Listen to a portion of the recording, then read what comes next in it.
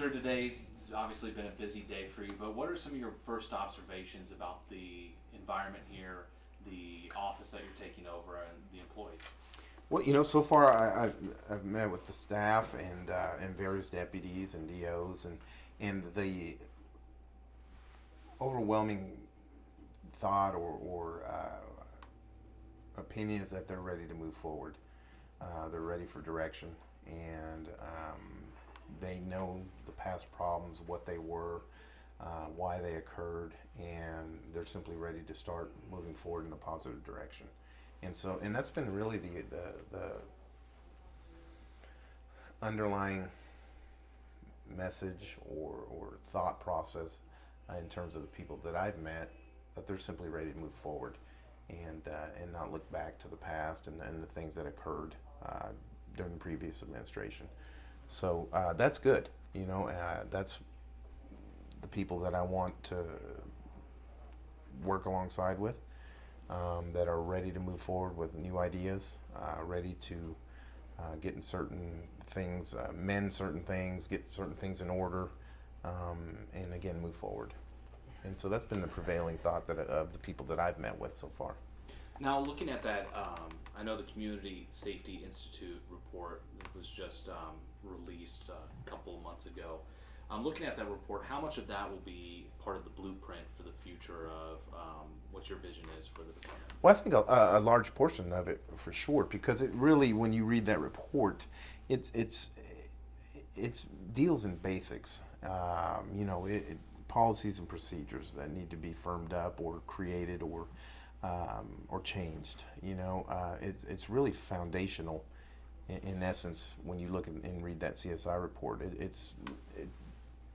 How I interpret it, it doesn't bring anything that's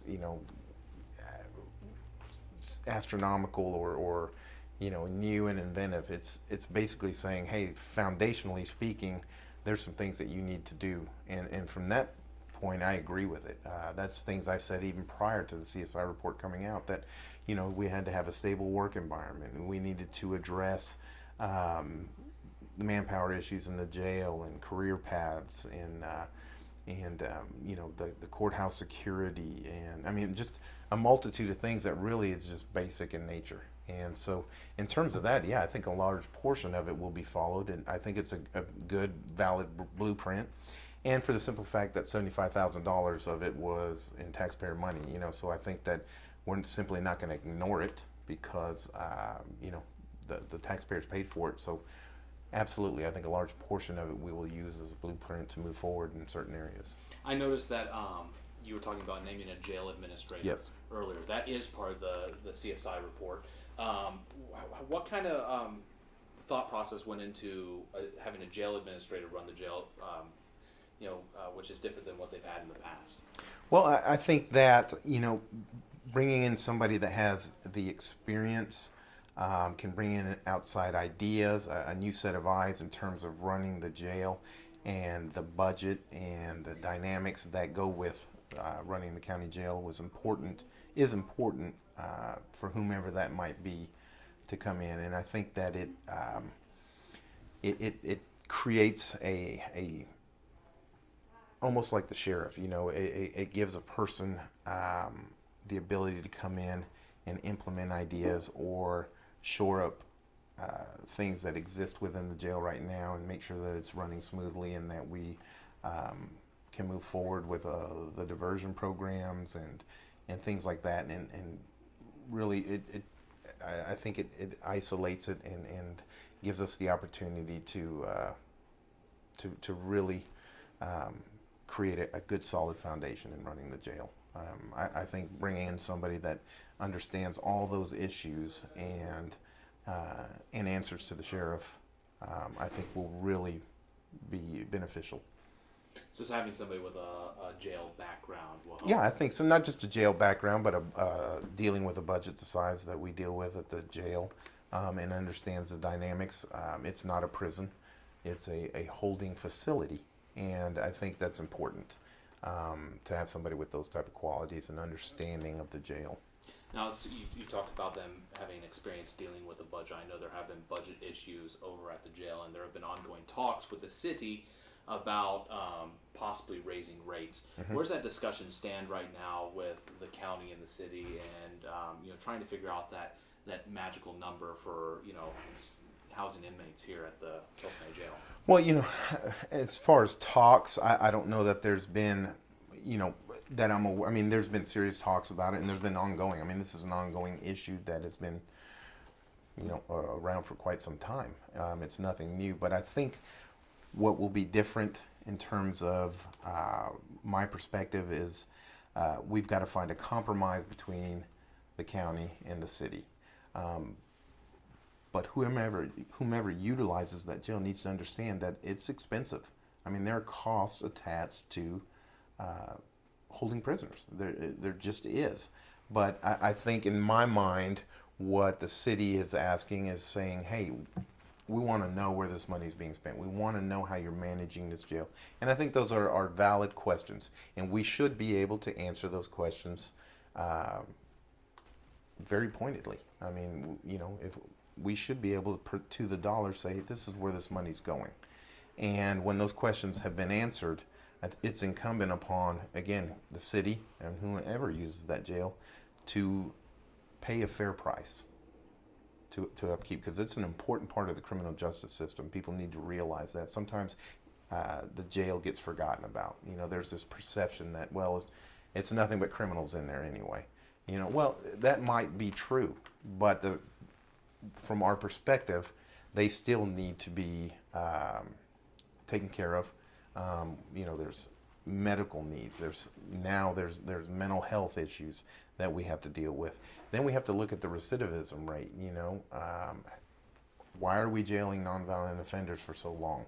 Are there not diversion programs that we can put in place to help alleviate that? And I think that there is. And so we're going to do our part, but that costs money. And again, I've got to make it clear that if you're going to use the jail, that you need to help pay a fair price to help it run. Now, looking at the budget, because knowing that they want to know where the money is being spent, as you get into past your first day here and you start looking at the numbers, looking at the budget for the jail, what kind of process is it? I guess the question I'm asking is what process do you take now with analyzing the jail budget, figuring out what's being spent wisely, what money isn't being spent wisely, and what's the timetable on that to get things turned around? Well, I think it's already started. Right now we are in the process through attrition and other means of getting deputies that are being paid, deputy pay to do what can be done by a detention officer. So they've created a career path for detention officers so that there's a place for movement within the jail, as opposed to just saying, well, you're stuck as a DO forever and that's it. There's a career path that we're putting in place that's already started so that people will want to stay in the jail. And we're not paying a deputy to do what a detention officer can do. And in terms of pay, that's pretty significant. When we start to move those out, you'll see that the cost will start to go down in terms of where that jail tax is going. And I think that's pretty significant in and of itself right there. And then, of course, the long-term solutions are the diversion programs and things like that. So, I believe that we are doing our part in terms of answering those questions, where the money is being spent and how, and doing our part to alleviate the costs that come with that. So, but again, it's people need to realize that providing mental health and these diversion programs and providing medical aid and providing the juvenile side of it. There's a lot of entities that people don't see from the outside in terms of what it costs to run that jail. In the past, I've read the internal memos from the past. The CSI report made references to morale issues. How does Vic Regalado make the Tulsa County Sheriff's Department office, a great place to work for the people here, and the jail a great place to work? By providing for a stable work environment, one where everybody's treated fairly, everybody's held accountable, and really being engaged. I should not be a stranger at the jail. DOs should be able to talk with me. They should see me in the jail, not just once a year or never.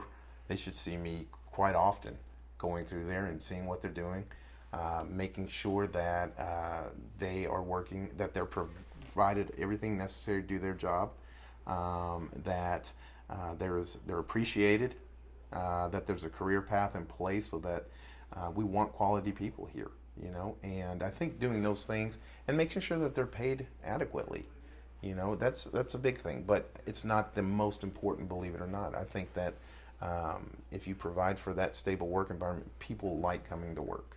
Mm-hmm. You know, that's been shown time and time again that people will come to work if they're, you know, if they're appreciated, if they're treated fairly. And so those are the big things. And that hasn't happened in the past.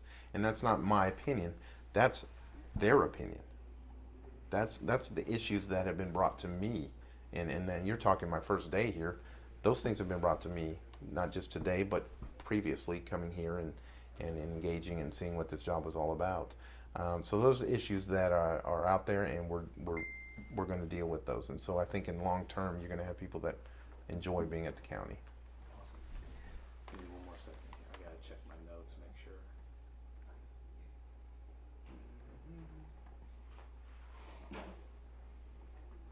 Have you guys considered a forensic audit for the jail budget? You know, my understanding is that audits have been done, you know, and that they've come out favorably for the county. As I continue to work to work here and ask questions, and if it, at the end of the day, if it requires a forensic audit, then we'll do a forensic audit. But as of right now, my understanding is there's been a multitude of audits done, and each one of them have come back favorably to the county. Now, if I find out that that's not true, or again, that we need a forensic audit done, we will do that. Cool. One of the controversies, I guess, over the last couple of months was the cell phones for inmates. Have you reviewed that at all? I have not, but we will be addressing that at some point in time, and see. One, we want to make sure, is it a service that the inmates want? Is it something that provides something for them here in the jail? You know, is it a service that they need? Or is it something we're simply trying to make money off of people who typically can't afford it? Then those are the things that I want to look at and evaluate, you know, because at the end of the day, we don't want to burden economically people that are already economically burdened, because it becomes a revolving door and they end up back in there because they can't pay these costs. So that's something that I want to look at and see what is the benefit, you know, for both, not only just the inmate but for the county. And again, I don't want to turn inmates into a revenue source if we can help it, because at the end of the day, they're the ones that are going to suffer if they can't pay that.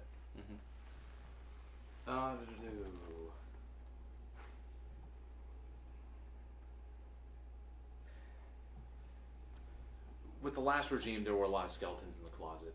Is it safe to say that the skeletons have been cleaned out of the closet?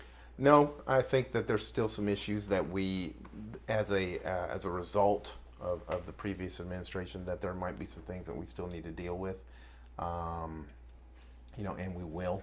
But I still think that, yeah, there's still a lot of work in terms of rebuilding certain areas of the Tulsa County Sheriff's Office that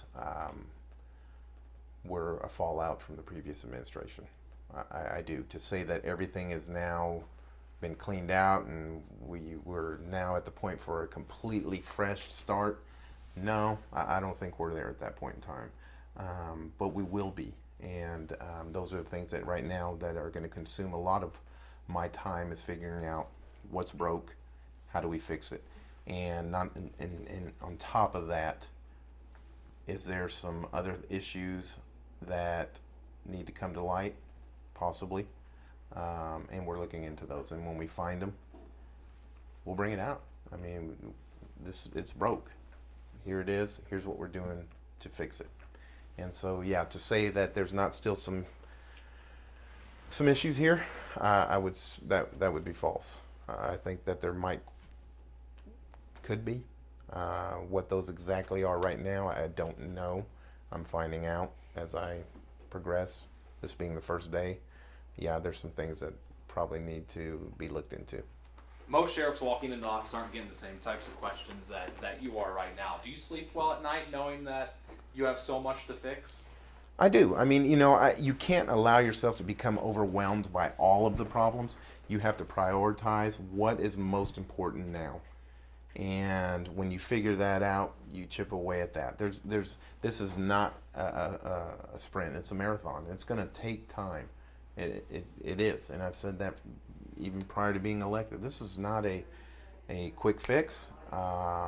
It's going to take time. You're talking 26, 27 years of stuff that is built up. I mean, you don't change that overnight, but we can certainly prioritize, find out the important issues that need to be addressed, and then we can chip away at the rest as we move forward. Because there's a multitude of issues. Not all of it is because of the previous administration. It's just things that over the years have been let go, have not been. The oversight wasn't there, and they've crumbled as a result, and we need to fix those things. What do you most look forward to about the rest of, I guess, this first week? And I mean, you rounded out your first day here. What do you look forward to for the rest of the week? And, Well, go ahead. I mean, the challenge period is what I look forward to. I mean, I'm not afraid of the issues. I'm not afraid of the challenges. In fact, those are the things that I like to be able to focus on. The true, I guess, if you ask what I most look forward to, is getting to November so that I don't have to juggle campaigning and the politics. I can do what the voters have elected me to do, and that's the job here as sheriff. So I look forward to that time, but that's a long ways away. I mean, in terms of time, it really isn't, but if you allow yourself to be overwhelmed by all of it, then you start to drag, and I refuse to do that. I'm going to do the job that the voters elected me to do right now. I'll worry about the campaign when it's time to worry about that campaign, and then come November when it's behind me, hopefully, then I can concentrate on this job, and that's what I look forward to. I was just curious. I know the sheriff's department is still using the services of Mr.